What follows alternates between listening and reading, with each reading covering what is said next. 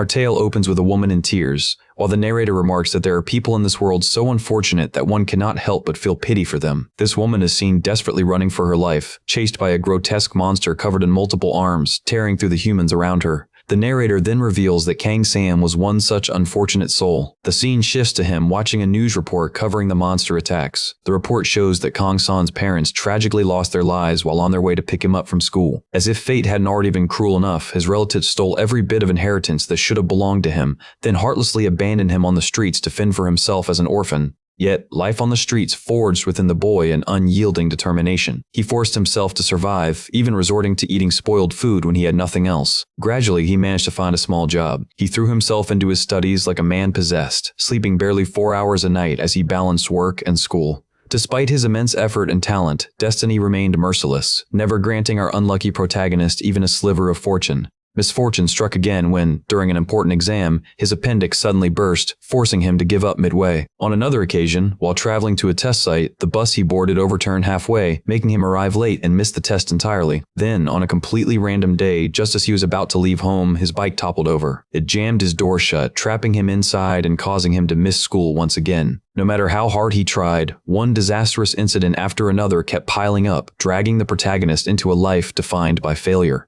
He was on the verge of giving up on becoming a hunter, or even securing a stable job, but still clung to one last flicker of hope should everything else fall apart. That hope was the awakening. In this world, there exist those chosen by the gods, born with dormant talents sleeping within them. And when they reach the age of 20, those hidden powers awaken. The awakening marked half the journey to becoming a hunter, and for that reason, Kang trained tirelessly, pushing his body to the limit in preparation for that destined day. But as always, fortune turned its back on him. On the day of his exam to determine his hunter rank, he received an F rank, the lowest possible classification. The examiner coldly explained that he possessed no abilities whatsoever. If the top 1% were born with exceptional gifts, then Kang belonged to the 1% below even the worst of the worst. To add insult to injury, the examiner couldn't help but let out a small laugh. Though he quickly apologized, the damage was done. It crushed Kang's spirit completely. Time passed after that, and the story transitions to the present. Now 25 years old, our protagonist faces a snarling wolf-like creature lunging at him. He raises his shield, bracing himself for the incoming attack. The force of his defense is so immense that his arm snaps under the pressure. The enraged beast charges again, its fangs bared, ready to tear him apart. But the protagonist catches the creature's forelegs in his hands, meeting its murderous gaze with fierce determination, showing that he refuses to fall so easily. He tightens his grip on the creature's arm and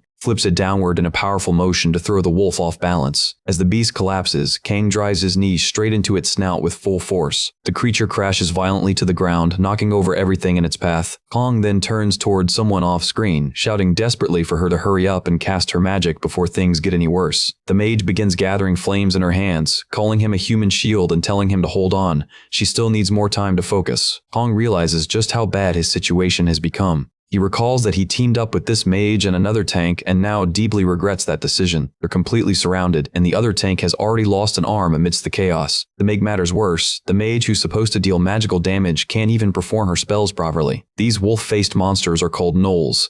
Though not particularly strong, even an F-rank mage would struggle to defeat 2 of them without backup. One of the gnolls begins to rise again, and Kang realizes he nearly died just trying to weaken it. At that moment, the mage finally stops stalling and finishes charging her spell, yelling for him to move aside. She readies her fiery bow and declares that she'll finish the monsters in one shot. Both Kang and the remaining hunter feel a rush of relief. Finally, the spell is ready, while the gnolls glare at them with burning hatred. The mage fires, and the blazing arrow streaks through the air toward the enemies. But it misses entirely, striking the ground far short of its target. For a brief second, everyone just stands there, utterly dumbfounded. Panic floods through Kang as he yells at the mage for wasting her magic on a pointless shot, realizing they're completely doomed now. Their argument is cut short when the other hunter suddenly drops his sword with a loud clang. Kang looks over and sees him on the ground, nearly being torn apart by one of the gnolls. Now weaponless and desperate, the injured man can only plead with Kang for help, but Kang is still locked in combat with another gnoll and shouts back to the wounded warrior, telling him to hang on, he's coming as fast as he can. Amid the chaos, he glances to the side and catches sight of the mage opening a glowing portal. In that instant, he realizes the coward is escaping and abandoning them.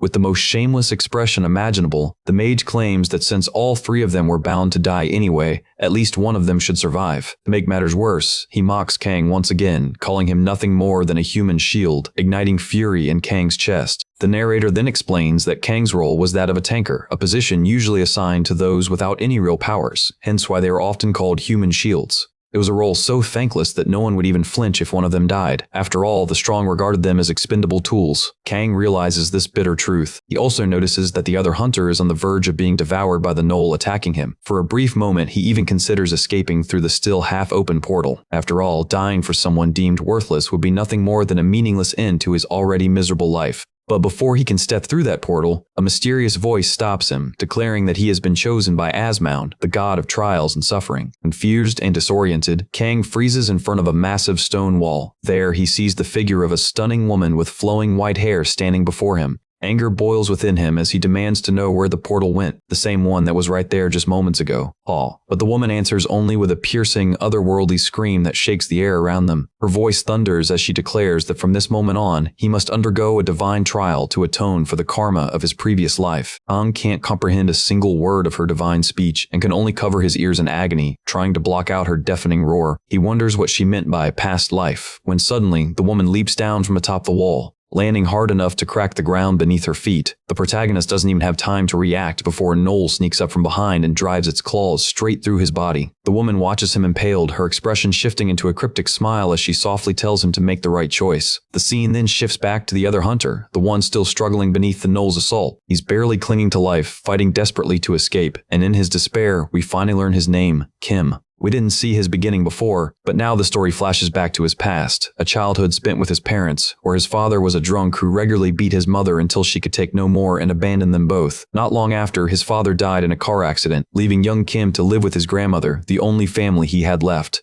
Before the world was overrun by monsters, Kim had been nothing more than an ordinary boy. He lived peacefully with his grandmother, doing everything he could to help her as he grew older. Like countless others, he worked as a regular employee, never involving himself with hunters or dangerous quests, until tragedy struck and changed everything. His grandmother suddenly collapsed, diagnosed with a rare illness, and the doctors told him that the cost of treatment would be unimaginably high. Desperate and out of options, Kim realized he needed to find money no matter the risk, even if it meant gambling with his own life. That was when he resolved to become a hunter, but when he turned 20 and took the hunter exam, he failed as well, leaving his future bleak. Still, his grandmother was all he had, and he vowed to do whatever it took to protect her. Through sheer effort, he eventually managed to earn his license and become a hunter. But now, in the present, that same man is cornered, bleeding, exhausted, and moments away from death. As he struggles, Kim regrets ever accepting the mage's offer to join this mission, realizing he had suspected betrayal from the start. Overpowered by the gnoll, he thinks bitterly about what will happen to his grandmother when he's gone, who will be there to care for her now. But then, out of nowhere, the gnoll suddenly stops its attack. A flash of steel cuts through the air, and a sword pierces the monster clean through the head, striking just beside its ear and ending its life instantly. Kim stares in utter disbelief, unable to comprehend how he's still alive or who saved him.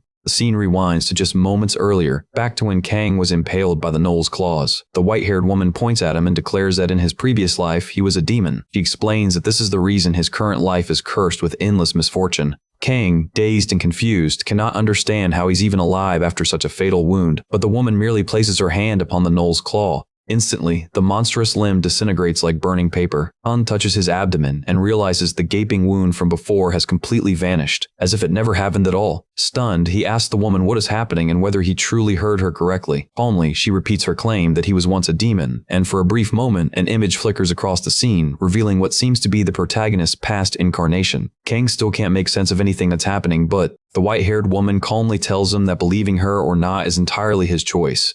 Still, she warns him with a grave tone, unless he resolves the burden of his past karma, he will never know true happiness in this life. However, by completing the divine trials, he can purify the sins of his former existence, and even gain rewards based on the trial's difficulty. Therefore, she insists he must accept this mission, as it's the only path toward redemption and a life free of suffering. Without waiting for his answer, the woman suddenly dashes toward Kang, who's still frozen in confusion, and announces that it's time to begin the first trial. His mission, to safely escort Hunter Kim Chun-sik out of the perilous world they are currently trapped in. Kang snaps at her, telling her to stop spouting nonsense. If the two of them together couldn't handle the monsters before, how is he supposed to accomplish something like this now? He cuts him off by producing a strange, glowing blue leaf, declaring that this will serve as his reward for completing the task. The story then returns to the moment when Kim was moments away from dying. We see Kang charging forward through the chaos, gripping a sword tightly in his hand. The two gnolls notice his approach. one immediately snatches up a thick piece of wood, preparing to counterattack. As they charge headlong toward him, Hong uncaps a small container, releasing a swirl of magical energy that bursts forth from within. The sword in his hands becomes enveloped in that glowing magic, sharpening its edge to an otherworldly degree. It's an enchantment spell. With this newfound power coursing through him, Kang rushes at the enemies once again.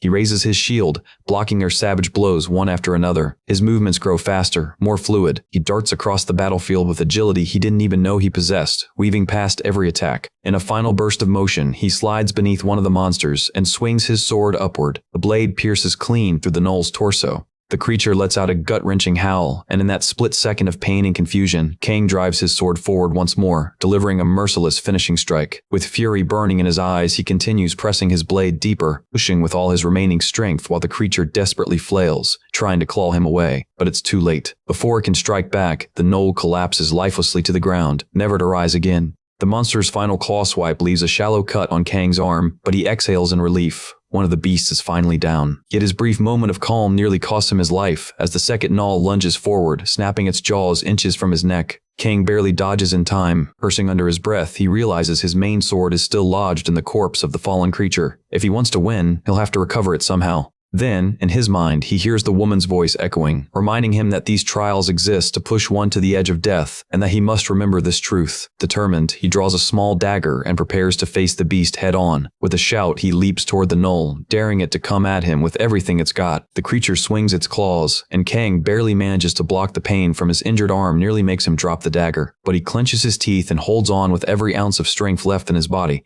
Summoning all his willpower, he drives the blade straight into a vital point, plunging it deep into the gnoll's flesh. The monster lets out one final cry before collapsing to the ground, lifeless and still. Kang gasps for air, relief flooding through him. He's actually survived. But his relief vanishes as he remembers that Kim is still in grave danger. He sprints to retrieve his sword, still embedded in the corpse of the first gnoll. After wrenching it free, he hurls the blade with every bit of strength he has left. The sword soars through the air and lands perfectly, striking the gnoll, attacking Kim right through the head. The creature drops instantly, slain in one decisive blow. Hong turns toward Kim, meeting his eyes with a tired but relieved expression. Then, overwhelmed by exhaustion, he collapses to the ground. Before losing consciousness, a voice echoes in his mind, informing him that the trial has been completed and his reward will now be granted. Moments later, he awakens to someone slapping his face and yelling at him to get up already. The scene cuts, revealing the impatient white-haired woman standing over him, looking irritated enough to punch him awake. Hong is still dazed and barely processing what's going on. The woman thrusts a small piece of paper into his hand, saying it's his official reward for completing the mission. He stares at it blankly, confused, and asks why his so-called reward is just a sheet of paper. But she snaps at him, scolding that he should be grateful since she even went through the trouble of printing it out. Then, without warning, the paper glows and transforms into a high-tech system interface, surprising even the woman herself. He remarks that times have certainly changed. Then she reminds him that he still hasn't completed his mission, warning him not to go collapsing out of nowhere again next time. With that, she bids him farewell and vanishes without another word. The protagonist turns his attention back to his reward, Gappen calls. As he examines it, he realizes that he has gained several new abilities all at once. Among them is a 3-star healing skill that not only restores health, but also allows him to sacrifice his own HP to heal even more effectively. Another is an evolution ability that boosts his defense and promises that once he reaches 50 points of holy power, he will undergo evolution. The protagonist explains that most hunters only possess 1-star skills, usually of D rank, while higher ranks can obtain 2-star abilities, and 3-star ones are so rare they're practically legendary. Overjoyed, he celebrates, finally feeling that all his hard work has been rewarded with a truly powerful skill. But then he recalls the girl's words, that his mission isn't over yet because he still has to escort Kim out of that dangerous place. He hurries over to his friend lying motionless on the ground, apologizing for losing focus and forgetting about him, even fearing that Kim might already be dead. Kang notices how weak Kim's condition is and realizes there's no way he can get him to a hospital in time. That's when the protagonist remembers his newly acquired healing ability and understands that this must be the reason he received that reward at that exact moment. Reassuring Kim, he tells him everything will be fine. Then he begins channeling his magic. The healing light flows from his hands, mending Kim's wounds bit by bit, until every last injury is completely healed. After that, the scene shifts to the hunter management office outside. The traitorous mage from earlier strolls toward a room, grumbling about being summoned so suddenly. Entering with arrogance, he tells them to hurry up since he's busy. Inside, however, several hunters are waiting for him. They confront the mage, Moon's summon, saying they need to discuss the mission he recently took part in. But he isn't the only one in the room. The protagonist is also there. The moment Moon sees him, shock flashes across his face. He can't believe the kid survived. One of the hunters orders Moon to stay where he is. Instead, Moon panics and tries to dash for the door. The hunters quickly command for him to be restrained. The coward bolts down the hallway, desperate to flee, but is swiftly taken down by a huntress who pins him, accusing him of abandoning his comrades during their last mission. She continues, declaring that for a squad commander to abandon his team in the other world is an unforgivable crime. Moon tries to defend himself, demanding to know if they have any proof that he left them there intentionally. The huntress smirks and brings up a screen, showing that everything was recorded, leaving him with no room to deny it. When his spell failed, he didn't hesitate even for a second to run away, and that evidence will be used against him in court. Realizing the entire thing was captured on video, Moon breaks into a panic. In the next room, the protagonist listens quietly to the whole exchange. The huntress later approaches him, expressing gratitude for his help. She says this footage will be crucial in resolving the case and adds that it must have been incredibly hard for him to endure such an ordeal. He explains that there have been numerous cases where hunters killed others in the other world, yet finding solid proof has always been rare. The protagonist replies that he's lucky to have a habit of recording all his missions, and thankfully he did it this time too. The narrator notes that in the other world, it was frighteningly easy to take someone's life, which is why hunters always chose their partners with extreme caution. In Moon's case, the moment his attack failed, he completely lost control and fled without an ounce of remorse. In his twisted mind, his allies were nothing more than disposable shields he'd paid to die in his stead. The huntress then remarks that after watching the footage, she realized the protagonist is far stronger than a typical F-ranked tanker, and she wonders why he's still working at that level. She mentions that if he joined the military, they would equip him with weapons to fight monsters more effectively, but he calmly explains that firearms don't work well against creatures with strong defenses. And since he has already endured so much misfortune in life, he'd rather not risk his life depending on unreliable weapons. That's why he chooses to grow stronger as a hunter in his own way. After their conversation, the protagonist leaves the office feeling at ease, silently hoping that Moon will spend the rest of his days behind bars. On his way out, he unexpectedly runs into Kim, who immediately recognizes him. The man kneels down before him, overflowing with gratitude and thanking him for saving his life. The story then flashes back to several days earlier, showing Kim waking up in the hospital, having been brought there by the protagonist himself. As Kim slowly regains consciousness, fragments of the battle begin to return to him. He recalls that right before blacking out, he saw Kang standing his ground, fighting desperately against the gnolls to protect him. Kim realizes he shouldn't have survived that encounter and can't comprehend how the protagonist managed to defeat all those monsters, or why he chose to save him at all. But his thoughts are cut short by his grandmother's trembling voice calling out to him in worry.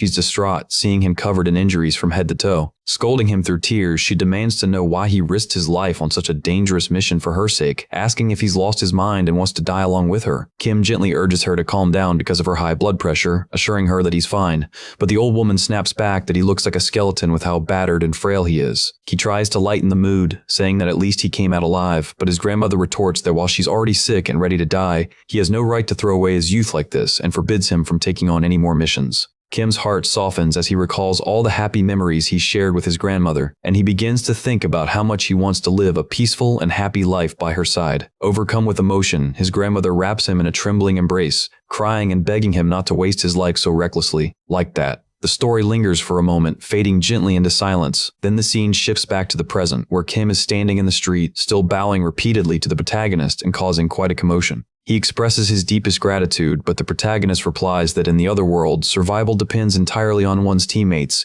He simply had no choice but to save him. Kang admits that he was terrified too, insisting he's not some fearless hero like Kim seems to believe. But Kim continues to gaze at him with admiration, which makes the protagonist uneasy. Flustered, he tells him to stop making such a scene. He knows he can't reveal that he only saved Kim because of a mission, nor that he never expected to run into him again. So he tries to slip away quietly, but Kim quickly stops him, asking at least to let him repay the favor. Before the protagonist can even ask what he means by that, a familiar voice echoes in his head once more. She announces that a new trial has been issued and begins explaining the details about Kim's mother's illness. The voice declares that he must donate 150 million won to pay for her surgery. The protagonist is stunned and questions why he's expected to help this guy yet again. But the voice calmly adds that the reward for completing this trial will be a stat boost and a brand new 1-star skill. Checking his account, the protagonist realizes he does have enough money, but that sum represents every bit of savings he's worked for his entire life. He feels a pang of sorrow knowing he's about to lose everything he's built. Yet, remembering what the girl said about cleansing his karma, he resolves himself and decides to go through with the donation. The voice warns him that since he has chosen the path of trials,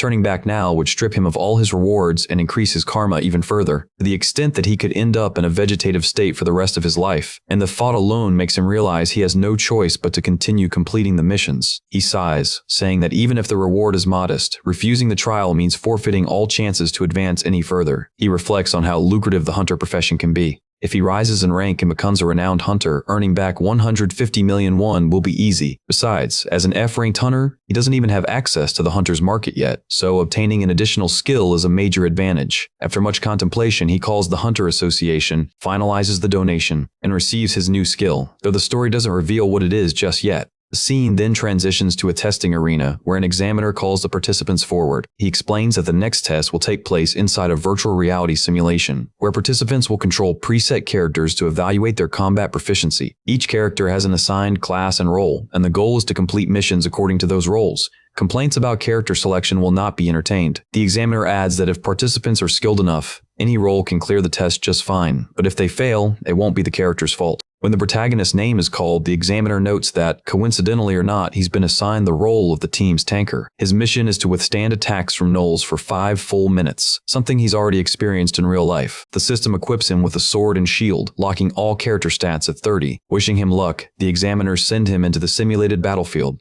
Pack of gnolls immediately spots him, snarling as they prepare to charge. As the examiners watch from outside, the protagonist reflects on how much effort it took just to raise his own stats little by little. Now he finally has a stat reaching 30, the same level as the test character, and one of the observers begins taking a particular interest in him. He discovers he's gained the Guardian Shield skill, an ideal ability for tankers, and decides this is the perfect opportunity to test it out. The gnolls rush toward him, but the protagonist stands firm. One lunges in with its fangs, nearly biting him, but he blocks the attack with his shield. Another gnoll sneaks behind and slashes with its claws. The protagonist leaps aside at the last second, narrowly avoiding a strike to the face as the monster's claws tears through the ground instead. Seizing the opening, he charges in and kicks the creature hard in the ribs, sending it crashing into another gnoll nearby. Another attack comes from above, but this time he's ready, raising both his sword and shield to block. He realizes that having all stats locked at 30 actually works in his favor. The character moves faster and hits harder than his real body ever could. This unexpected performance catches the examiner's attention once again.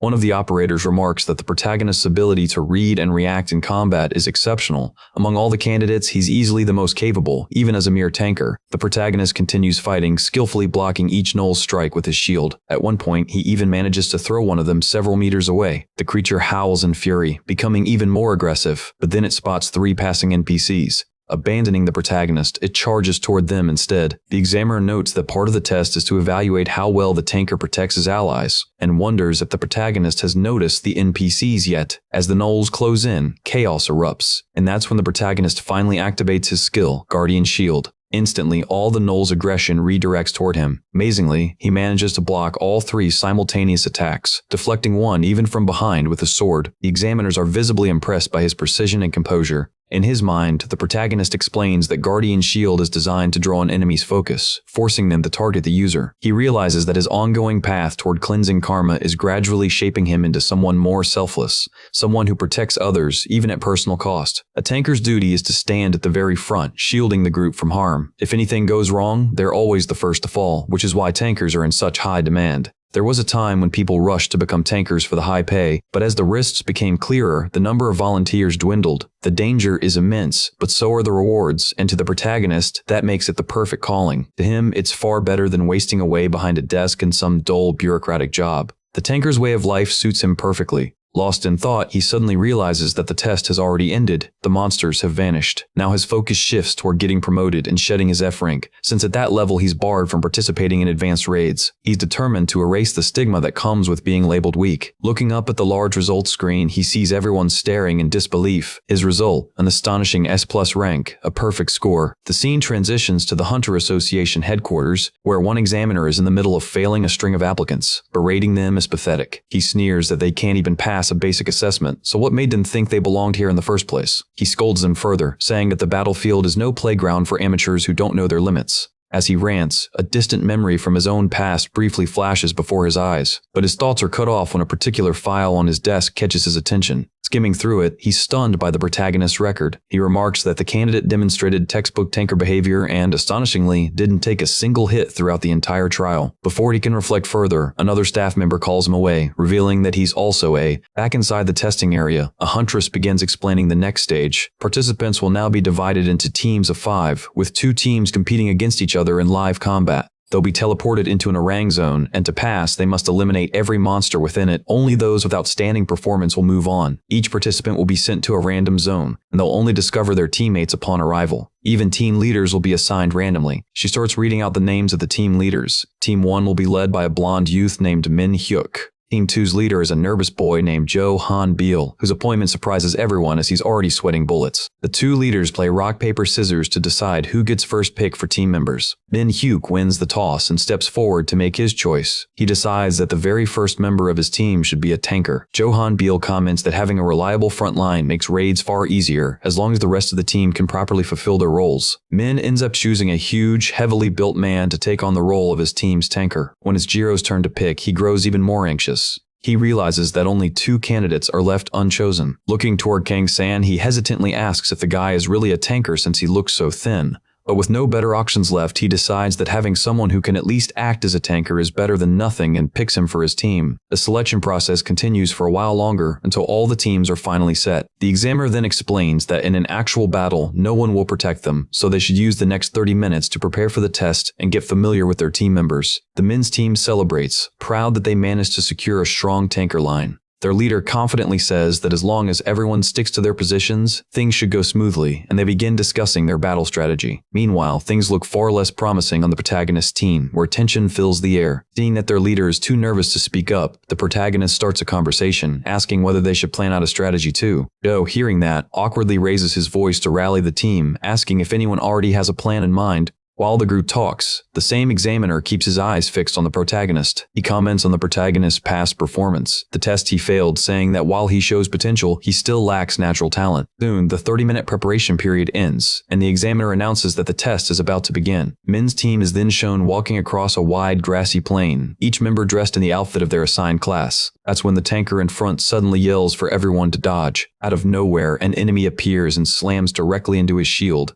Min quickly shouts for everyone to regroup and form up. He warns that there's a group of armed orcs right ahead of them. The tanker activates a skill called Iron Body, which boosts his defense and allows him to keep blocking the orcs' heavy blows. Min demonstrates strong leadership, instructing the healer to keep the buffs active and heal the tankers as needed, while ordering the attackers to focus on the orcs. The archer takes aim and releases an arrow at one of the orcs, but the monster effortlessly blocks it with its hand. However, that arrow was only meant as a distraction, giving the swordsman a chance to move in and slash at the orc with his blade. The orc parries, and their weapons clash with a loud metallic echo. Another orc seizes the moment to swing his axe at the swordsman's exposed side. Anticipating this, the tanker activates Guardian Shield, the same skill the protagonist had used earlier, drawing the attention of the axe-wielding orc toward himself. The orc charges, and the two collide in a fierce struggle of axe against shield. The other 2 orcs take advantage of the opening and rush in, all 3 now hammering at the tanker, who strains with everything he has to hold them off. Min thinks to himself that although it looks like they're being overwhelmed, with the healer's buffs and recovery spells,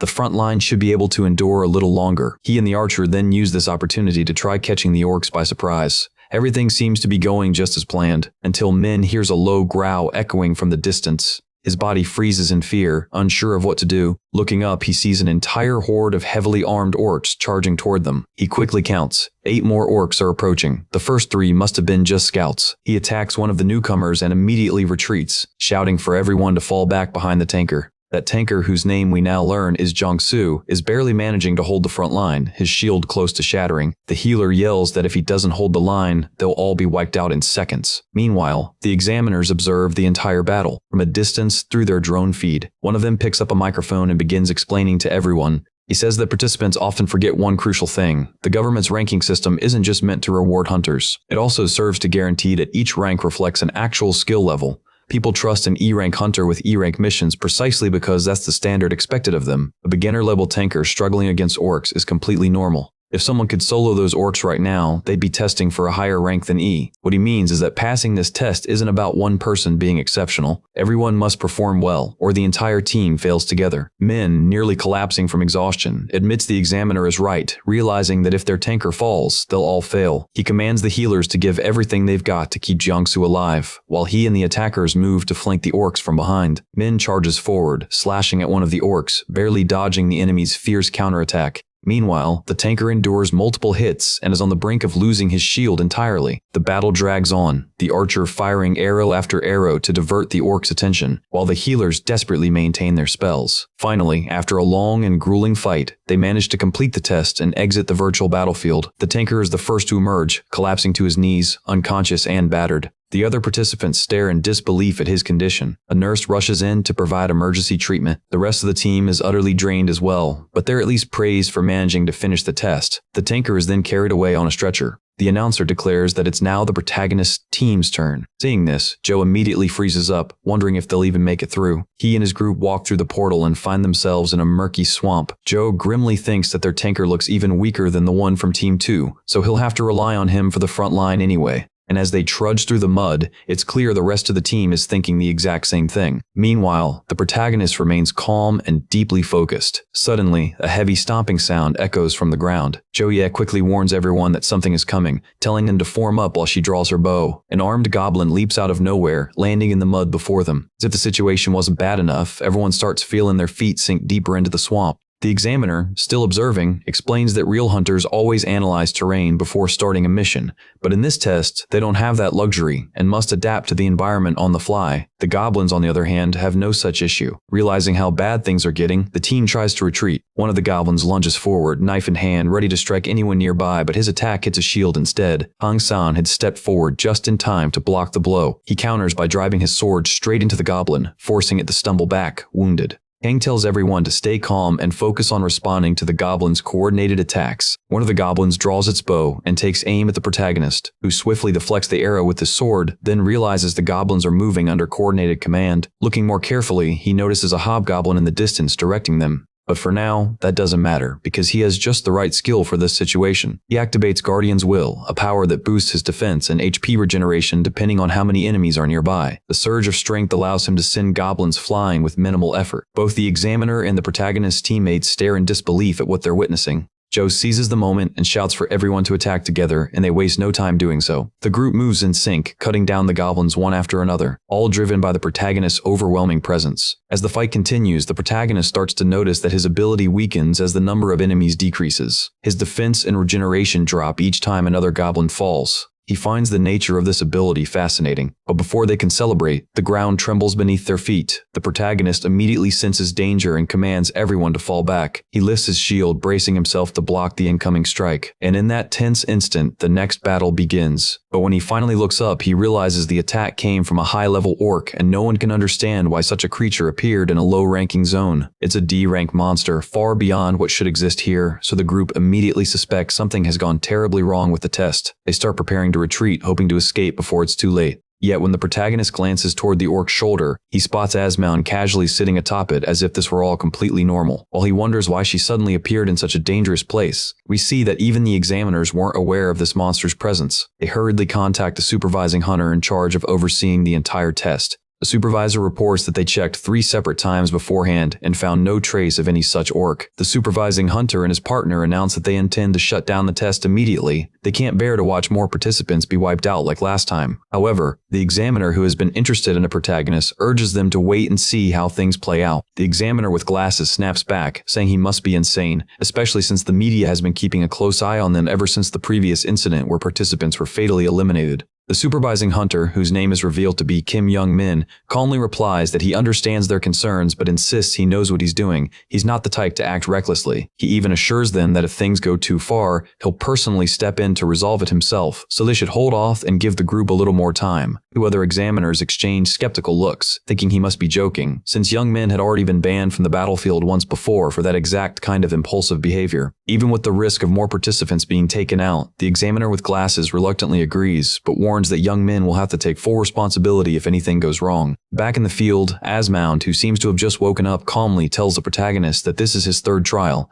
and his task is to ensure that every single one of his teammates survives. If even one person is taken out by the orc, the weight of their lives will fall squarely upon his shoulders. That's when he realizes her voice is echoing only inside his mind. No one else can see or hear her. She finishes explaining that if one of them dies, all of the karma will come back to him. But since he's already faced a situation like this before, she says he should be able to handle it just fine now. Before the protagonist can ask anything more, Asmound simply says goodbye and tells him to do his best, vanishing just as the orc's massive axe swings down toward him. The protagonist nearly takes the strike to the face, casting, but manages to dodge at the very last moment, causing the axe to smash into the mud instead. He grits his teeth, realizing how bad this is going to be. He's barely reached E rank, and now they expect him to fight a monster of this level? Frustrated, he curses Asmound, claiming that she and everyone else must want him gone because of the karma he carries from his past life. Yet despite his anger, giving up is not an option. He steels himself and orders everyone to prepare for combat. He declares that he'll hold off the orc's attacks. Raising his shield, he braces himself as the towering orc lifts its axe, ready to strike with full force. At the last second, he sidesteps and lunges forward, sword in hand, striking from beneath. The orc, realizing it's been hit, lets out an enraged roar, then swings its weapon downward toward him with terrifying power. But the protagonist twists his body, narrowly spinning out of the way. The sheer wind pressure from the orc's swing is enough to make him understand that even a single hit would mean instant death. Though trembling with fear, Joe draws an arrow, shouting to the rest of the team that the tanker is risking his life to protect them, so they must fight too. But most of the group has already given up hope, standing frozen in terror. One of them even mutters that they must have gone insane to still be standing there. That same man blames the protagonist, saying that if he hadn't interfered, the examiners would have already stopped the test by now. Instead of acting, he just stays rooted in place, angrily wondering what the administration is doing. Meanwhile, young Min silently watches everything unfold. Joe leaps into the air, releasing a flurry of arrows at the surrounding goblins, managing to take down 2 in rapid succession. The other 2 hunters, though terrified, finally step in to assist. One of them lifts his hand toward a nearby tree, freezing it solid before launching it toward the orc. The enraged monster turns, its attention shifting toward Joe, but is stopped by the protagonist, who slashes its foot with a precise strike. Even though the entire team attacks with all they have, the orc refuses to fall. Its fury grows until it completely loses control and enters berserker mode. The protagonist can hardly believe that such a monster is still capable of that transformation. But before he can react, the orc charges at him with unbelievable speed. In that instant, his figure disappears from sight. Young Min continues to watch silently, while Joe screams the protagonist's name in terror. After the chaos clears, we see the protagonist's body hurled across the field by the orc's devastating blow. He struggles to stand, but the orc appears before him in an instant, punching with its massive fist. He barely raises his shield in time to block. The creature then swings the handle of its axe, smashing it into him and sending him crashing into the ground. The examiner with glasses exclaims that this has gone far enough and insists they intervene, but young Min remains calm and continues watching. Meanwhile, the protagonist manages to roll aside, escaping another strike and retaliating with a slash to the orc's leg. His healing aura skill automatically activates, slowly restoring his HP as his body glows faintly. But the fatigue weighing on him is overwhelming. Even with regeneration, he can barely move. As his teammates ask if he's alright, he starts to wonder if surrender might be the wiser choice. Yet after thinking it through, he realizes the key to survival. He just has to keep the orc from advancing beyond a certain point. Gathering what little strength remains, he vows to hold the monster there until the very end, so that everyone else can make it out alive. He shouts for his companions not to panic and to keep attacking, declaring that he can endure it. The examiners watching from afar begin to panic themselves, witnessing the fallen orcs and the lone protagonist still standing his ground. His team rallies once more, continuing their desperate assault on the towering beast. Kang notices that the orc's movements are slowing.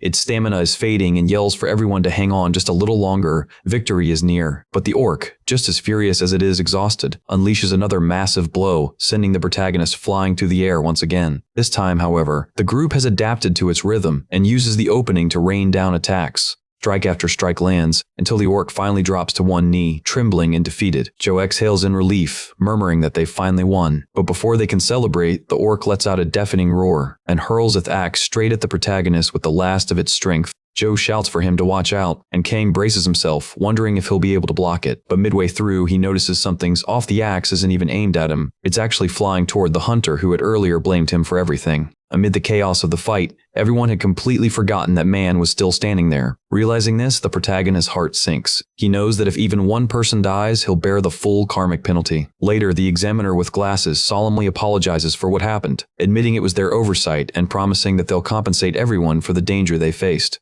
Joe and the others complain bitterly, saying they knew it had to be some kind of system error, but the protagonist only feels guilt, convinced that his karma caused it all. To everyone's surprise, Young Min also apologizes, saying he'll personally take responsibility for the entire incident. Yet when the scene cuts again, we see the supposedly fallen hunter standing alive behind them, leaving behind a mystery about what truly happened at the end of the test and how he managed to survive. Afterward, the examiner calls the protagonist in, saying he wishes to speak with him privately. The protagonist is escorted into another room, where he's served tea and a small plate of waffles. Young Min begins the conversation by asking if it's true that he spent the last 6 years working as nothing more than a human shield. The protagonist quietly confirms. Young Min says he was genuinely impressed by the way the protagonist adapted to the situation, and for a moment, he truly believed the young man was strong enough to take down a D-rank orc. The protagonist finally understands why they waited so long to intervene, and even why Asmau never stepped in. Then, cutting to the point, Young Min explains his real motive. He wants the protagonist to join the Rangers, the elite group to which he himself belongs. He adds that, for now, he only serves as an examiner, but he'll soon return to active ranger duty, and if the protagonist wishes, he can personally register him. That way, he could either become a full-time employee or work as a mercenary under Young Min's command. He reiterates how impressed he was, and the scene flashes back to reveal what really happened during the final moments of the test. The protagonist had pushed his teammate out of harm's way at the very last second, taking the orc's axe strike directly to his own chest. He fell backward, and his teammates thought he had been completely taken out. But at that moment, his Guardian's Will ability activated, healing his wounds and amplifying his defense. Young Min tells him that not just anyone could have achieved such a feat, and once again offers him the chance to join the Rangers, placing a formal contract in front of him. Kang can hardly believe it. One of the most renowned groups in existence, famous for only recruiting exceptional talents, has just chosen him. He can barely wrap his head around it, almost certain it can be real, and thinks about signing the contract right away. But he pauses mid-thought and decides it's better to consider things more carefully first. After all, the Rangers are the ones who fight against invading monsters and even travel across worlds for their missions, making it the perfect place for Asmau to play her twisted games with the protagonist. And speaking of her, the instant the protagonist's fingers brush against the contract, the letters begin to shift and rearrange themselves until a message appears, declaring that the fourth trial is about to begin. He must join the Rangers and devote himself to protecting the world. If he succeeds, he'll receive a new piece of special information, so the protagonist actually wipes his eyes, wondering if he's reading it right. When he looks again, he finds another page explaining that he can complete this trial merely by accepting the offer. That's when anger flares. Asmau didn't even give him the chance to read through the contract properly before pushing him into this. What if Young Min's contract contains something even worse? With no other options left, he reluctantly accepts the offer, and Young Min, taken aback, can't believe how quickly the protagonist agreed. He doesn't realize a goddess is the one pulling the strings behind him, but the protagonist clarifies that he'll only accept on one condition. He wants to join as a mercenary. That way, since Young Min is the boss, he can still decide which missions to accept. And because the trial's requirement was simply to accept the proposal, he concludes that he'll only participate in missions Asmau herself forces him into. Young Min agrees and thanks him for his cooperation. Yet deep down, he doesn't seem entirely pleased about the arrangement. Becoming a mercenary wasn't exactly what he had in mind. The protagonist signs the contract, but then something inexplicable happens. A strange sensation rushes through his body, and out of nowhere, it feels like several souls are being torn away from him all at once. His balance breaks, he nearly collapses. Young Min rushes to ask if he's alright, seeing him still frozen, completely confused about what just happened. Kang insists he's fine, though in truth, he has no idea what's going on. Vague, disturbing images flash before his eyes, and he realizes this must be the special information the system promised him. Whatever it was that he saw, we won't know for now, because the story suddenly jumps ahead to 1 week later. Kang-san is seen at a bus terminal wearing a beanie. The air looks freezing cold around him. He recalls that the information he received was about his past life as a demon. The moment he signed that contract, all those memories had flooded into his mind, making him so dizzy that he'd barely made it to a bathroom to recover. The information told him to travel to Churwan in Gangwon province, where a dungeon awaited him. If he cleared it, he'd earn a memory fragment from that past life. The protagonist believes Asmau intends to implant the demon's memories directly into his mind. He explains that when this world connects with another one above ground, it's called a link, but when it connects with something beneath the surface, it becomes a dungeon. These dungeons are incredibly difficult to reach since they're underground, and whenever one appears, people nearby describe it as if hell itself had opened up. His past life memories must be hidden somewhere inside that unregistered dungeon. Standing before the cave entrance leading down, He mutters that he still doesn't understand why Asmown wants him to recover those memories. Ever since that information appeared last week, an uneasy dread has been hanging over him, and now he needs to find out why. Determined, the protagonist steps into the cave. Before descending deeper, he sets up a magic barrier at the entrance, just in case, to prevent any monsters from escaping. He spends a moment fumbling for his flashlight, and when he finally switches it on, the beam reveals a massive skull right in front of him. He lets out a startled scream, only to realize that there stand skeleton soldiers, one even armed with a sword. He senses something truly significant hidden deeper inside. The problem is, he once struggled just to defeat one skeleton, and now 5 of them block his path. But he's not the same man anymore. After surviving countless near-death battles, he's learned to fend for himself. With steady resolve, he cuts down the skeletons one after another. He explains that skeletons don't stop attacking because they can't feel pain, but they're vulnerable to divine energy. That kind of power causes dark-type monsters to disintegrate instantly.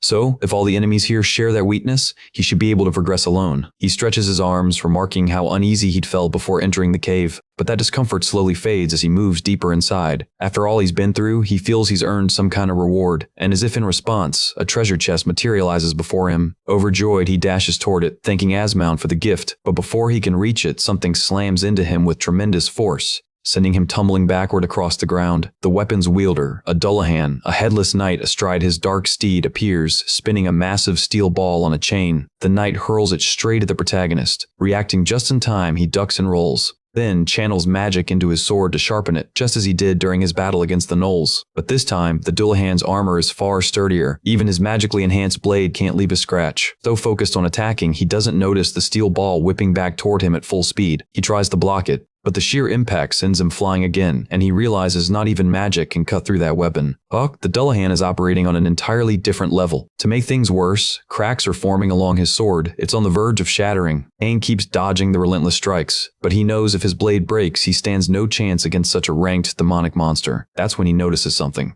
The trial only demanded that he clear the dungeon. It never specified how. So why risk his life fighting this knight? Maybe the treasure chest itself is the true objective Asmown hinted at. Without hesitating, he decides to seize the chest and make a run for it. But to do that, he needs to evade the Dullahan first, and he wonders how a creature without a head can even track his movements. For a second, he considers sprinting aimlessly through the cave like a madman. But then, realization strikes. The knight may lack eyes, but his horse doesn't, and it's the beast's vision guiding the attacks. He throws his flashlight high into the air, momentarily blinding the horse with the burst of light. The Dullahan loses control as his steed thrashes wildly in confusion. The knight swings his iron ball in every direction, and the protagonist uses the chaos to bolt away with the chest in hand. Amid the mayhem, the Dullahan manages to spot him and points his weapon his way, but Kang's no fool. He doesn't wait around, he sprints full speed toward the exit. Only then does he remember the barrier he placed earlier. He recalls that it doesn't only block monsters. It traps humans too, and disabling it usually takes time. But by sheer miracle for once in his life, barrier vanishes instantly, and he escapes the cave unharmed. The entire cavern collapses behind him, sealing the entrance for good. He realizes now that there's no need to use the barrier anymore. The cave's naturally sealed. After that harrowing ordeal, he finally opens the chest. Inside, he finds a skill scroll, and oddly enough, a small bottle of water.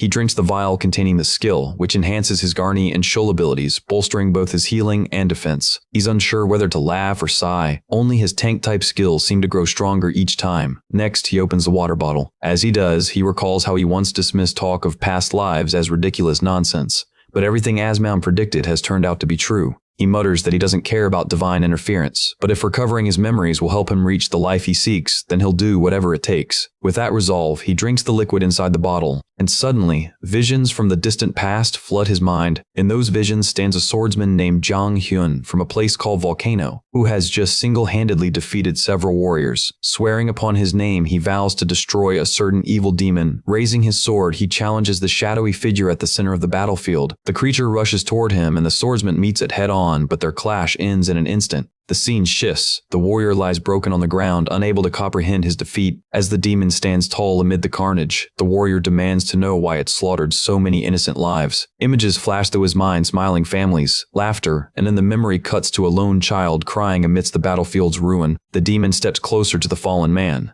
and as his face is revealed, he looks exactly like Kang San. His response is chillingly simple, because he enjoys it. The warrior's eyes widen in disbelief. He can't even process what he's hearing. Before he can say another word, the demon lunges forward and strikes without hesitation. That's when the vision abruptly ends, and the protagonist finds himself back in the forest, standing right in front of the chest once again. Though the memory was traumatic and unsettling, he realizes at least one good thing came out of it. He's gained 2 new abilities he can now use. The first is called Demon's IQ. Alongside a permanent boost to his attack power, it grants an additional increase every time he defeats an opponent, and after 100 kills, the skill evolves to the next level. The second is Demonic Sword, first form, a fearsome technique that unleashes a devastating slash, amplifying his attack while inflicting harmful status effects on the enemy. As he ponders over his new skills, a flood of bitter memories from his current life begins to resurface. It starts with the day he lost his parents, and how his remaining relatives immediately turned against one another, fighting over the inheritance. Then comes the memory of that bus accident, where dozens were left injured and terrified.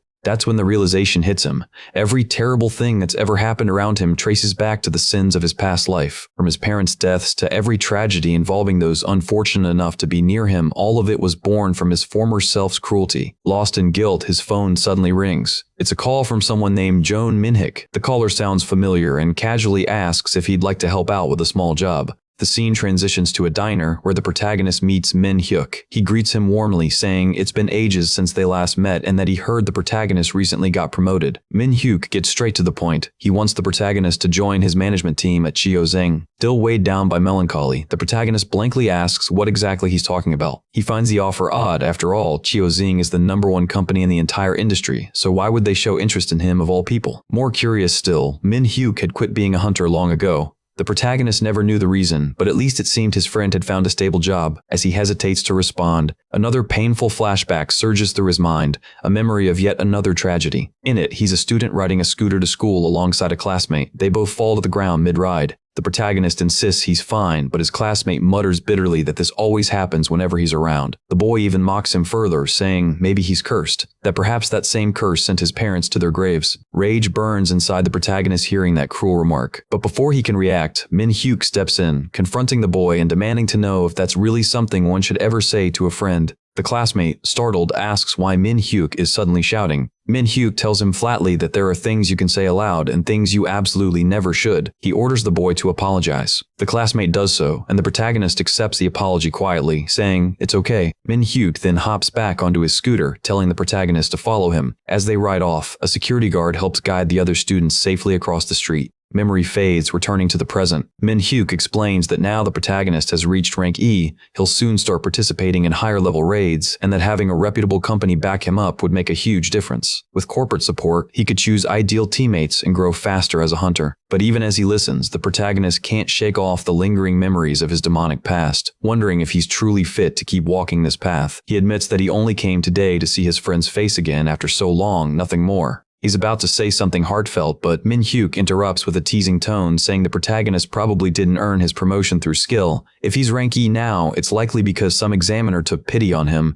After all, even Youngmin was a failed hunter who only advanced with help from others. Min Hyuk keeps talking, trying to persuade him to join the company, but suddenly, the protagonist feels a wave of nausea and confusion. Another vision floods his mind. Another glimpse of his past life as a demon, and his body begins to tremble, just like before. Concerned, Min Hyuk asks if he's alright, insisting that if he's this overworked, he really does need an agent to handle things for him. But the protagonist isn't sick because of that. He's reacting to a new message flashing across his phone, informing him that he's officially been registered as part of the Rangers team. He apologizes to Min Hyuk for having to leave so abruptly, saying he knows it's been ages since they've met, but this isn't the time to linger. He adds that he just wanted to see his friend and to thank him. Min Hyuk says it's fine and hands him the phone he'd accidentally left on the table. Before they can say more, the television blares with breaking news. An E-rank portal has suddenly opened nearby, and the entire area has been marked as dangerous. Min Hyuk urges everyone to seek shelter, and the protagonist tells him to follow the crowds heading toward safety. But before anyone can move, a lizard-like monster armed with a massive trident crashes through the diner window, shattering glass and wrecking tables.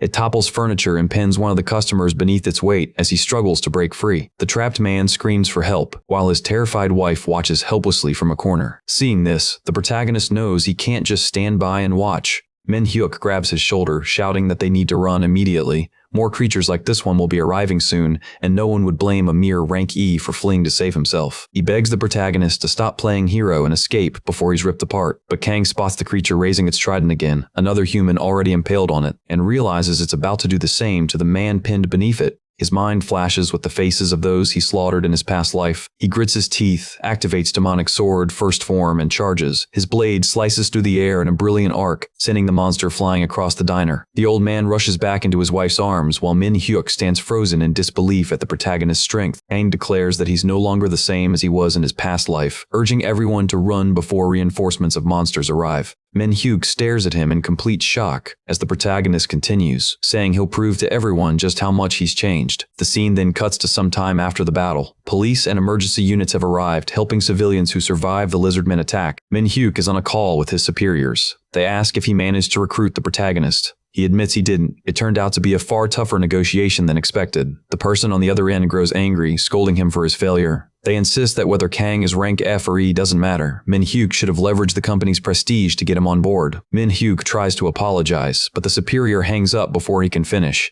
He sighs deeply, replaying in his mind the fierce battle he just witnessed. He mutters that he barely even recognizes Kang anymore. Meanwhile, the protagonist is still fighting outside. The diner might be safe, but more lizardmen are attacking the surrounding civilians. He's giving everything he has to protect them, but the number of enemies keeps growing, overwhelming him. To draw their attention, he activates the Shield of Trials, trying to lure the monsters toward himself. Unfortunately, it doesn't work perfectly. There are simply too many of them, and not all are focused on him. He realizes he's at a disadvantage, but if he can just hold out for a few more minutes, reinforcements will arrive. His goal is clear: protect everyone until then. One of the lizardmen lunges and nearly spears him through the chest, but he immediately triggers Guardian's Will, boosting his defense again. His shield hardens with divine energy, allowing him to deflect the next strike and counterattack. The advantage, he notes, is that his defense rises even higher when surrounded by multiple enemies, making this chaos the perfect condition for the skill to shine. He channels that energy into a fierce counteroffensive, slashing through enemies and managing to take several down. Yet, many still remain, and if he loses focus, it could easily become fatal. Or at least it would have been, if not for his new ability, Demon's IQ, which boosts his attack each time he defeats an enemy, empowering him further with every kill. For a moment, he pauses to glance at his glowing sword, amazed by its growing power. But a desperate civilian scream jolts him back to the fight.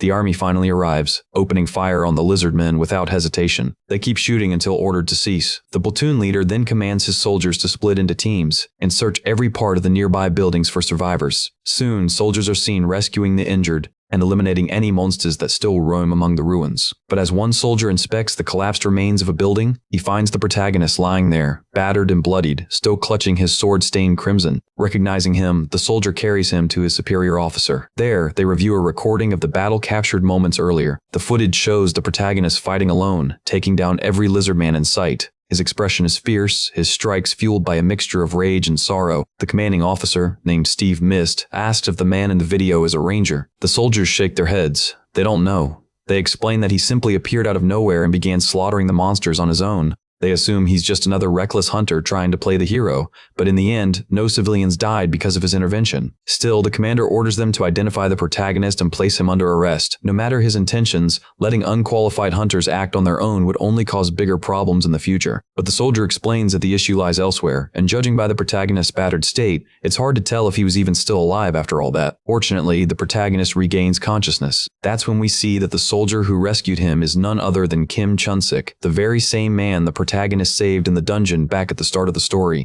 The protagonist recognizes him and wonders how Kim's grandmother's surgery went, though he's still too weak to speak. Kim checks on his condition, asking if he really managed to defeat all those creatures alone, but the protagonist simply stands up, insisting that he has to leave. Hong tries to walk away, taking a few unsteady steps, but Kim tells him he won't get far in that state. Sure enough, the protagonist collapses after only a few steps, and Kim realizes his wounds are far worse than he thought. Knowing the protagonist's rank is only F, Kim says that if the authorities catch him in this condition, he'll surely be arrested. Showing his good nature, Kim declares that he won't let the man who once saved his life be taken away like that. So he lifts the protagonist onto his back and quietly carries him away without alerting anyone, even though he knows this could cause him serious trouble later on. The scene cuts, and when the protagonist opens his eyes again, he's already in a hospital room. There, he's greeted by Kim's grandmother. She gently tells him that since this is a hospital, he needs to rest. She adds that when he first arrived, she thought his condition was far worse, but thankfully, the doctor said he's no longer in danger. Smiling, the elderly woman offers him a plate of sliced apples, telling him that all he needs to do is eat, sleep, and follow the doctor's advice to recover. She says he's the one who saved her grandson's life, and that she'd been waiting a long time to meet him, calling him an extraordinary young man. The protagonist eats the apple, finding it to be the most delicious thing he's tasted in ages.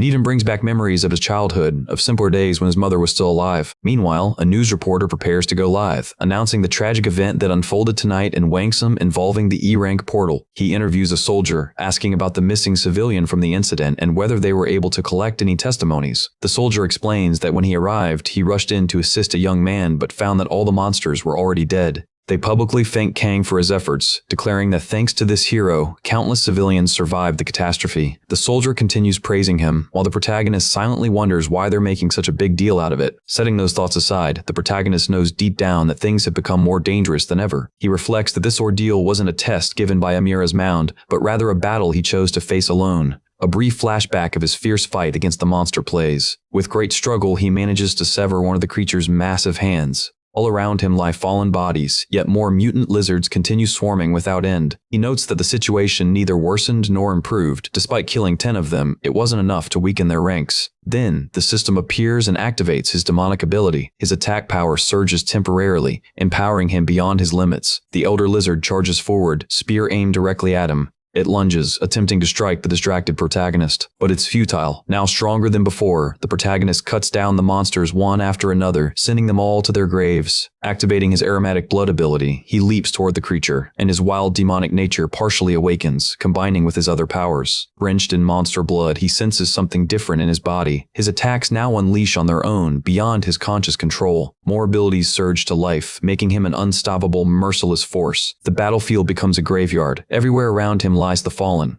Yet despite his overwhelming strength, his stamina remains unchanged, and exhaustion begins to take its toll. But then, another power triggers, the Guardian's ability, restoring his HP and defense while cleansing all abnormal status effects. Back in the hospital, he admits to himself that without the Guardian's power, he might not have survived the madness that overtook him. He concludes that the blood power ability is something alien to this world, and even the system itself struggles to define it properly. Lost in thought, he doesn't notice someone offering him another apple. It's an elderly woman sharing her apples, telling him they'll help him recover his strength. She remarks how admirable it is that people like the hero of the disaster still exist. She then mentions that someone generously donated money for her surgery. The protagonist stays silent, knowing that the donor was actually himself. His own grandmother, unaware of his true identity, wonders aloud what kind of person would give such money to a stranger. He remembers transferring it directly from his account. He continues, saying it was hard for her to accept and use the donation, and that's when he asks why she hasn't undergone the surgery yet. He smiles and says she's decided to accept the help and that the operation might finally happen next week. Shifting the topic, Kang asks what kind of qualifications are needed to receive the Guardian's blessing, but the woman instead starts talking about her grandson, how he grew up all alone, and that perhaps this blessing was granted so he wouldn't have to remain lonely anymore. Kang quietly continues eating his apple, but her words hit him harder than he expected, leaving him momentarily speechless. He reminds himself that he's different from the monsters he fights and that helping others brings him true happiness. He wishes the lady good luck with her surgery and hopes everything goes well.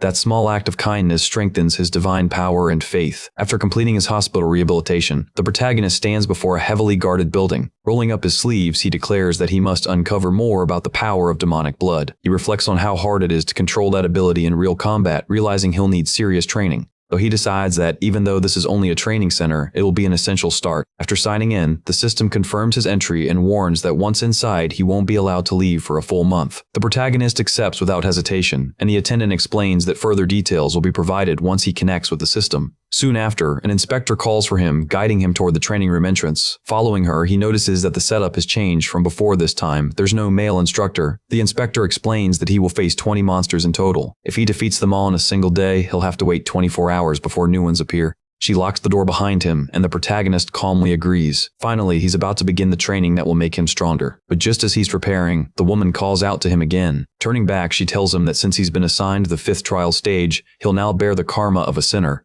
She explains that time inside this chamber flows differently. He'll have to endure 30 days in the outside world, which equals 300 days inside. Waving her hand, she adds that the reward for success will be an increase of 5 divine levels, leaving Kang stunned and speechless. A month later, the system notifies him that the training has concluded and instructs him to exit after cleanup. Exiting the training room, the protagonist hands a small card to the receptionist. She congratulates him for completing the program, noticing a powerful new aura emanating from him. His body now looks completely transformed, far more refined and formidable than before, almost inhumanly perfect. Deciding he should look more presentable, he heads out to get a new haircut. The hairdresser carefully washes his thick, shining hair. Afterwards, the protagonist relaxes in a large, soothing bathtub. He enjoys a hearty meal, taking in the calm, peaceful atmosphere. His hunger is so great that he almost eats the bowl itself. Leaving the place satisfied, he treats himself to a refreshing ice cream. Finally, he arrives home and opens the door. He rushes straight to the bathroom, desperate to relieve himself. Slamming the door shut, he locks it, his bag left forgotten outside. After finishing, he sighs in relief. Completely drained, he collapses to the floor from exhaustion. Hours later, as he lies there motionless, the system appears and congratulates him for passing the 5th trial. A new day dawns, a new opportunity, and this time the story shifts to Sandong-gu. Goblins armed with heavy clubs rampage through the district, smashing everything in sight. They're already locked onto their targets, ready to slaughter. With targets confirmed, the order is given to exterminate the creatures. The operation begins, but it proves ineffective. The goblins are incredibly resilient. Bloodthirsty and enraged, the monsters continue destroying everything nearby. Soldier empties his entire magazine at one of them, yet the beast keeps charging forward, undeterred. It even rips a car door off its hinges to use as a shield, blocking the bullets, but eventually it's struck down. The soldier sighs in relief after finally taking down a first-class goblin. Everyone quickly retreats, boarding a military truck. One of the men makes a call, telling someone on the other end to be careful out there. The brown-haired soldier asks if he was talking to his younger brother, and Chunsik nods, saying yes. The brown-haired one teases him, saying he worries too much, but Chunsik denies it, insisting it's nothing. Still, he lingers on the photo of his younger brother on his phone. The other soldier notices and warns him that such behavior could be a red flag. While they're chatting, a recruit rushes in, announcing that the inspector is looking for Mr. Kim Chun. The brown-haired soldier is stunned to hear that an inspector is requesting him. A woman then steps forward, introducing herself as Min Young, a reporter. Suspicious. Chunsik narrows his eyes and asks if she truly is who she claims to be. The woman explains that all she wants is information about the E-ranked warrior who caught everyone's attention with his extraordinary abilities. On hearing that she's asking about the mysterious E-rank from the recent incident, Chun refuses to say anything further. The reporter says she understands his reluctance to reveal the identity of the person they're protecting, but insists she only came because she shares the same ideals. Yet that still isn't enough to earn Chun's trust. The woman points out that someone who truly wanted to keep another person's secret wouldn't expose them like that, suggesting that all that passion he's showing seems more like vanity than sincerity. Realizing he's been cornered by her words, Chun starts sweating profusely, as if sitting over a boiling pot. Seeing his reaction, the woman sighs, reaches into her bag, and says she knew she wouldn't get any answers from him, even under heavy pressure. Then, she pulls out a small package and hands it to him. Just then, the truck driver calls out for Chun, making him hastily grab the package without even checking what's inside. The woman smiles faintly, satisfied that she's completed her part. Later, back in his dorm, Chun holds the mysterious package while drying his hair. Inside the envelope is a simple gift from the reporter, her way of expressing gratitude. Sitting on his bed, he carefully opens it to see what it contains. To his surprise, he finds documents showing a series of bank transfers made under the name Kang San. Sitting on a bench and still recovering from his wounds, Chun recalls that all of this began after Kang saved his life. Realizing he can't just sit idly by, he decides to take responsibility and act. His first step is offering cups of coffee to the exhausted nurses at the hospital. Both nurses gratefully accept. After all, they've just finished a long, sleepless shift. Taking advantage of the moment, Chun asks them about the unpaid hospital bills. But before they can answer, someone else arrives, saying they were actually looking for him to discuss that very issue. Chun panics, fearing they're going to evict his grandmother, and begins pleading for leniency. But the nurse reassures him that the bills have already been paid, telling him there's nothing to worry about. In his panic, Chun doesn't immediately process what she said, though the nurse repeats herself. An anonymous donor had paid for both his and his grandmother's expenses. The realization finally hits him, and tears stream down his face as he cries in relief. Holding the transfer papers from Kang, Chun breaks down, weeping openly. He feels genuine happiness, but also deep regret that he never got to thank his benefactor in person. Wiping his tears away, he murmurs how grateful he truly is. Then he reaches into his pocket, pulling out his phone. His plan now is to call the reporter and talk to her about this mysterious person.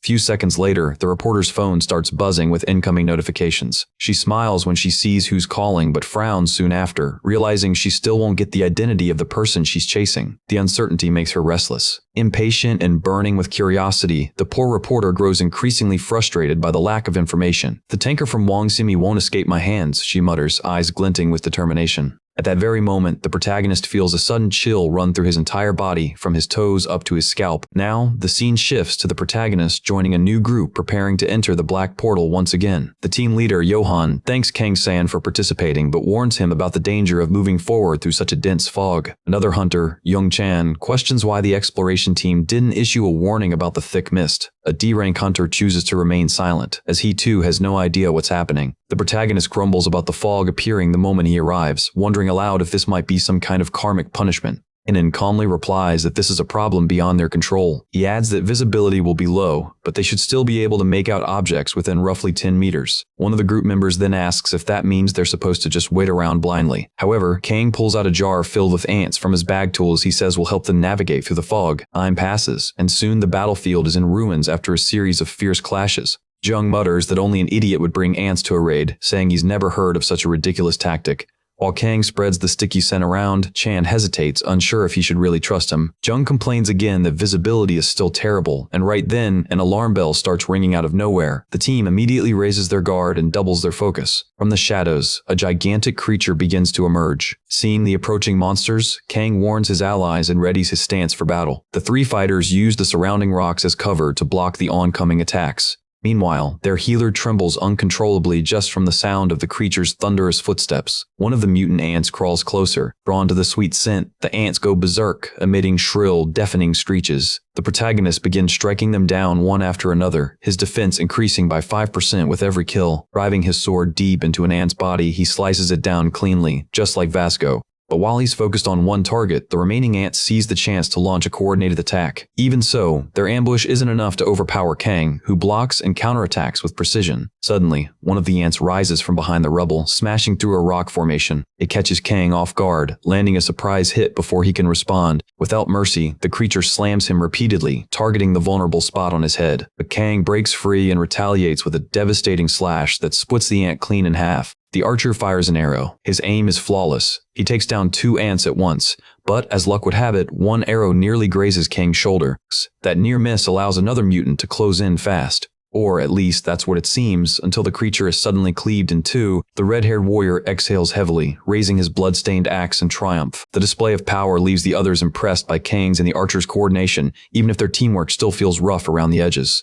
The same, however, can't be said for the healer. Just as they're catching their breath, a thunderous roar echoes across the battlefield, startling everyone. Kang is just as surprised as the others when the system kicks in again, amplifying his abilities even further. More ants pour into the area, flooding every direction. The sounds grow so loud they can't tell where the next attack is coming from. The terrified healer stands frozen, unable to believe what he's hearing. The swarm quickens, closing in rapidly on their position. One of the ants lunges toward the healer, who barely manages to raise his staff in defense, but the redhead notices in time. The attack is imminent, and pain seems unavoidable for the healer. Jung Chan shakes his head, frustrated by the man's carelessness. Everyone panics. Everyone except Kang, who dashes in at the last second to save the healer. Yet the ant still manages to bite down on something. That something turns out to be Kang's arm. The creature clamps its jaws tighter, but Kang reinforces his arm, preventing any real damage. The system immediately activates his iron body ability, boosting his resilience even more. Without giving the ant another chance, Kang finishes it off with a single, powerful strike. One clean cut, that's all it takes. Standing firm amid the chaos, he commands respect as he waits for the next formidable enemy. Then, the system alerts him that all the remaining monsters are now fixated on him alone.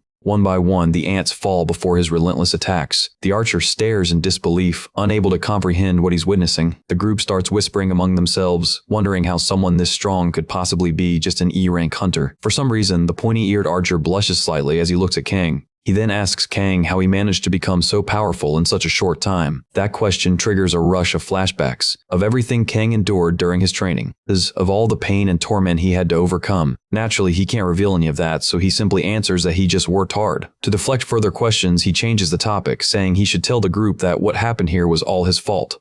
The redhead, gripping a small axe, reassures him that with Kang around, there's no reason to worry about unpredictable situations. Kang smiles faintly, grateful for his words, while Jung admits he's never had a tank as reliable as him before. However, despite being satisfied with their victory, Jung has one complaint. He turns around and criticizes the healer, pointing out that he barely contributed during the entire fight. Those words make Kim pause and reflect, realizing Jung isn't wrong. Jung continues, explaining that while the redhead handled the rear and the archer took care of the front lines, however, that exception doesn't apply to the mage healer, who has been hiding quietly behind the rocks the whole time. So the protagonist questions him about why he even joined the group, and to keep things from escalating, the archer steps in to calm everyone down. To ease the tension, he offers to speak and explain on the healer's behalf. While the archer begins to explain the healer's circumstances, something strange starts happening around them. The air grows heavy, and the ground beneath their feet begins to quake. The tremor intensifies, cracking the earth apart and sending everyone tumbling down into a hidden cavern below. At that moment, the system alerts them that their karma and the mission's difficulty have both increased.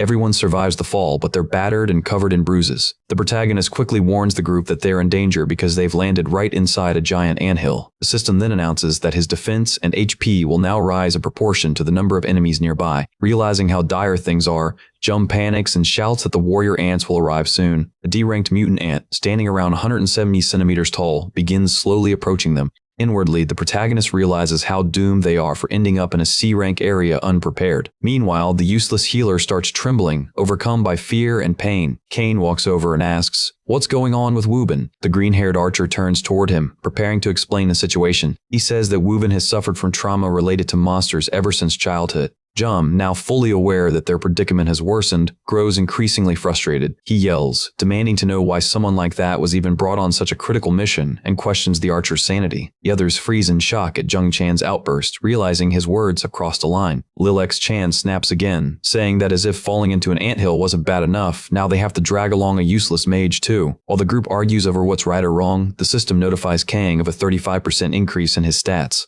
Feeling desperate and convinced he's going to die, Jung shouts at Wubin and Hambiel to take responsibility for this mess. The protagonist sees the panic spreading through the team and tries to calm them before things spiral out of control. He knows that once panic takes hold, no one will be able to use their abilities properly. Trying to steady Jung, he explains that he understands his despair. He's never faced a high-level raid before, so he tells him to focus on the fight and trust him. Then he points out that no matter how many ants attack, there's only one narrow tunnel they can come through. So the MC asks Jung to guard their rear, and Jung reluctantly agrees to try. Next, he instructs Hannibal to take care of the smaller tunnels once the frightened mage settles down. With that, Kang and his group brace themselves for the coming battle against the mutant ants. In his thoughts, Kang counts roughly 35 ants, just enough to make this feel like another brutal training session to conquer. However, his main concern is that these ants might all be higher-ranked soldier types. One of them lunges at the protagonist, triggering the Guardian's protection. He faces considerable difficulty, fighting multiple enemies alone for now. The ants are fast and strong, so he knows he must stop some before they flood out of the tunnel.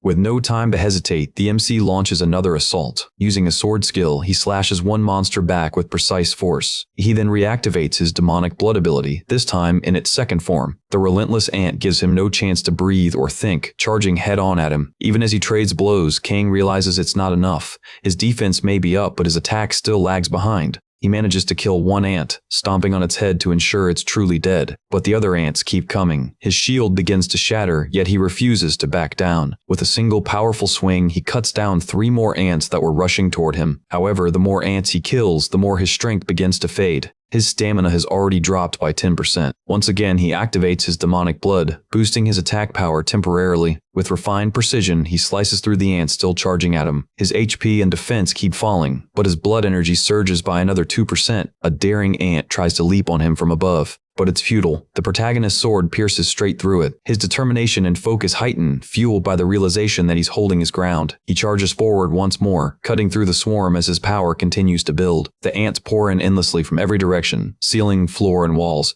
They just keep advancing. Jung Chan also fights with everything he has. He strikes one of the ants hard, but another sneaky one slips through and grabs his arm. He tries to stay calm and not lose control again. Yet pain overwhelms him, spreading from the bite wound. He swings his axe, knocking down a nearby rock onto the ant. The hit lands perfectly. The rock crushes the creature in a critical blow, but it costs him dearly. His arm is severely injured in the process. He begins to despair, thinking this is the end since he can no longer use his skills properly. Then someone appears behind him and starts casting magic. Slowly, the wounds on his arm begin to heal and close. The one using the healing spell is none other than the protagonist, who asks if Jum has a death wish. Little Axe. Chan is stunned to see Kang as the one doing the healing. He urges him to stop and heal himself first instead. The MC thanks him for the concern but says that Jun also needs help. The two fight side by side, ready to die if that's what it takes. While Kang starts to heal his own wounds, he's suddenly attacked but manages to block in time to avoid major damage. Even after defeating so many ants, the swarm seems endless, forcing them to pace their stamina carefully. Kang wonders how many more are still crawling through that hole. Poor Wubin remains frozen, unable to help because of his deep-seated trauma.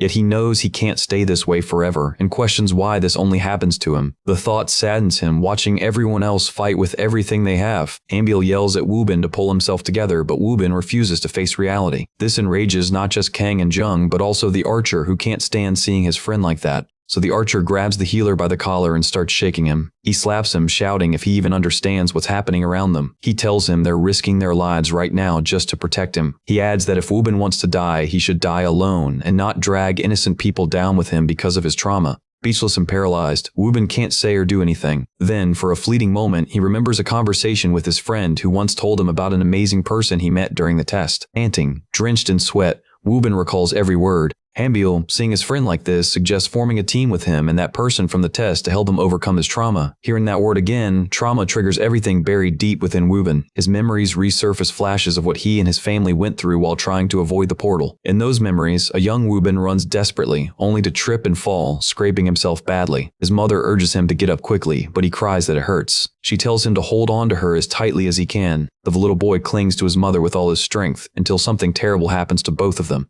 The tragedy unfolds right before his eyes, and young Wubin breaks into tears. Back in the present, Wubin stands at a crossroads, either change who he is or remain trapped by his fear. Something has clearly shifted. His expression hardens with resolve. He tells Hambiel that he'll do his best from now on. Closing his eyes, he focuses on what he must do to change himself. He declares that he doesn't want anyone to die because of him. Streams of mana begin radiating from his staff. The mana density is so high that it changes the very atmosphere around them. While Kang continues battling, the system suddenly alerts him that something is malfunctioning. The warning repeats. An unknown error keeps flashing on the system interface. Meanwhile, the mage focuses his energy at an unbelievable intensity. The archer does everything in his power to shield his companion from harm. He opens his eyes and sees all his comrades fighting with everything they've got. Kang is backed into a corner by the ant, yet he refuses to give up. At last, the woman begins to awaken, unleashing the beast that's been locked inside her. Her magic surges so powerfully that the entire area is swallowed by blazing flames. She summons a salamander fierce enough to obliterate the whole battlefield. A wave of infernal heat settles deep within the cave. The fiery creature charges forward toward the enemies of its summoner, not halting for even a single breath. The salamander continues to spew flames, spreading destruction everywhere it moves.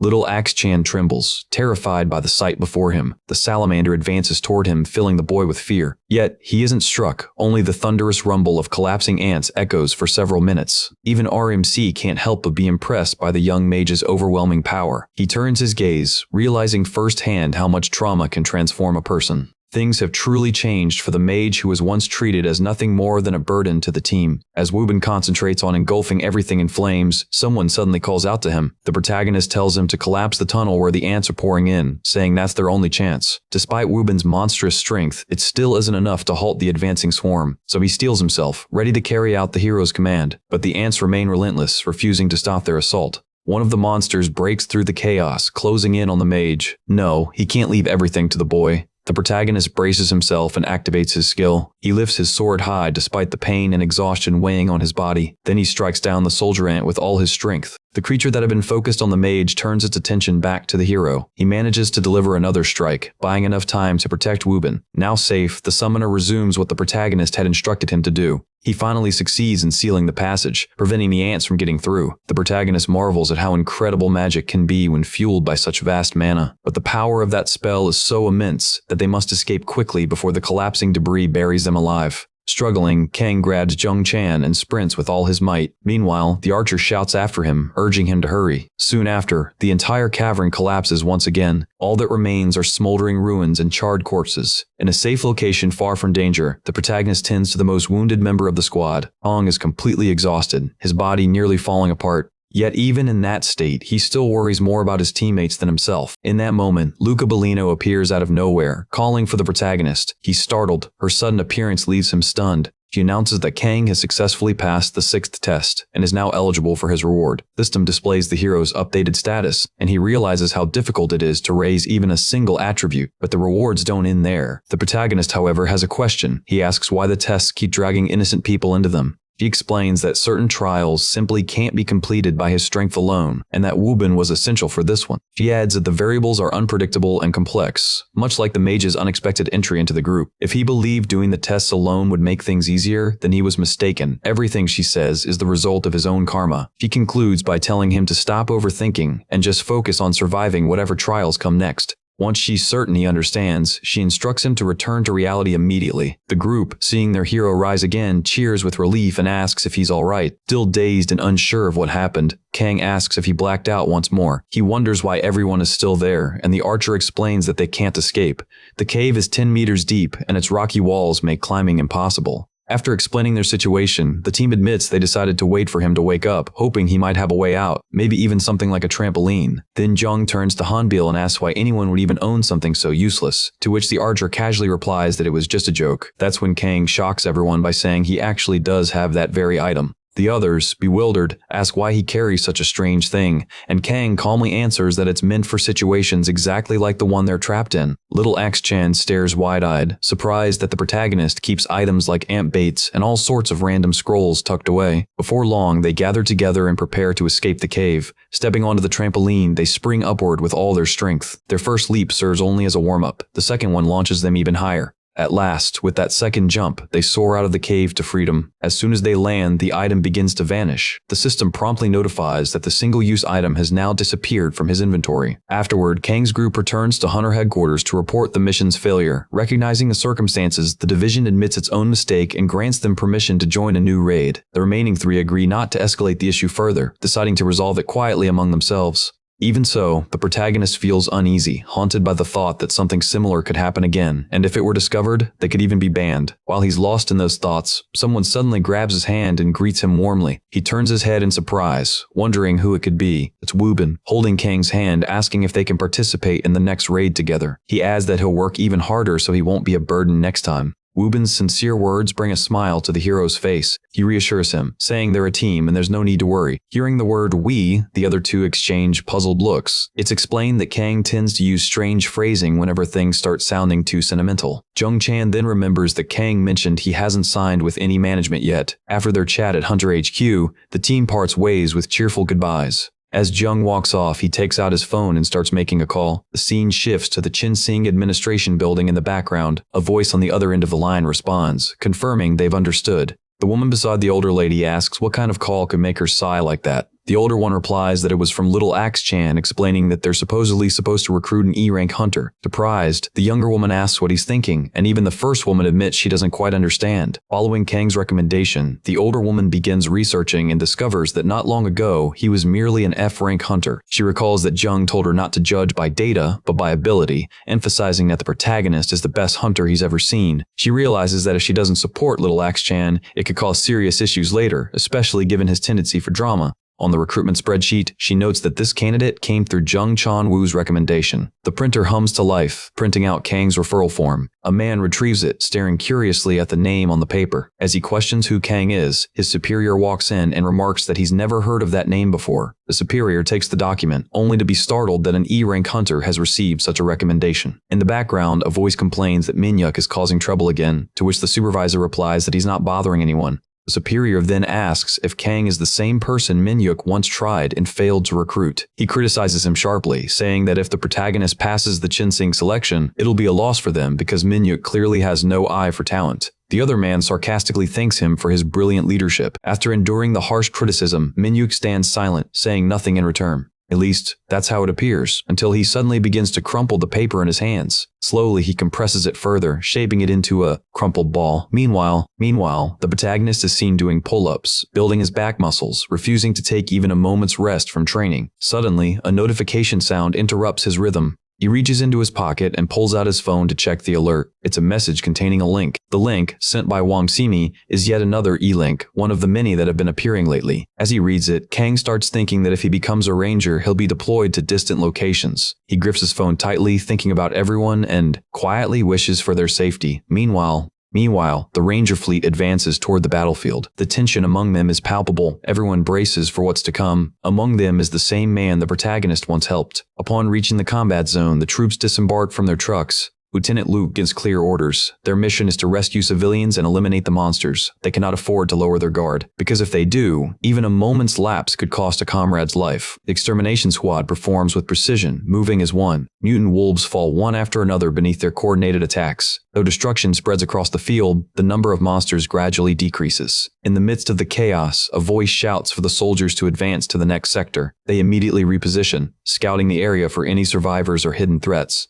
One soldier silently seethes, thinking of the hatred he holds toward the nobles. Yet while they continue their sweep, they fail to notice the monsters lurking above them. As the creatures begin to move, loose boulders start tumbling down. A vigilant soldier spots the danger and shouts a warning. The monsters are coming from above. Instantly, they open fire, determined not to let a single creature escape. Barrage of bullets and gnoll attacks causes the entire area to crumble. One gnoll attempts to flee, only to be crushed beneath a falling rock. A massive cloud of dust rises, blanketing the battlefield in darkness. Even with their vision obscured, the soldiers press on. Through the haze, one soldier hears his comrade's desperate scream. He's under attack. Despite being pinned down, the soldier jams his weapon into the creature's mouth, blocking its bite. Another fighter rushes over, extending his hand and pulling his friend free. Panting as he escapes, the combatant Chun-sik curses under his breath, saying this is exactly why he hates gnolls. After the skirmish, their lieutenant orders them to continue sweeping the area and report immediately if more gnolls are found. Chun-sik moves out to patrol, his senses sharp and his weapon ready. He glances to his side and his expression changes to one of shock. Then he calls out over the comms. Park answers, explaining that he needs to leave formation for a few minutes.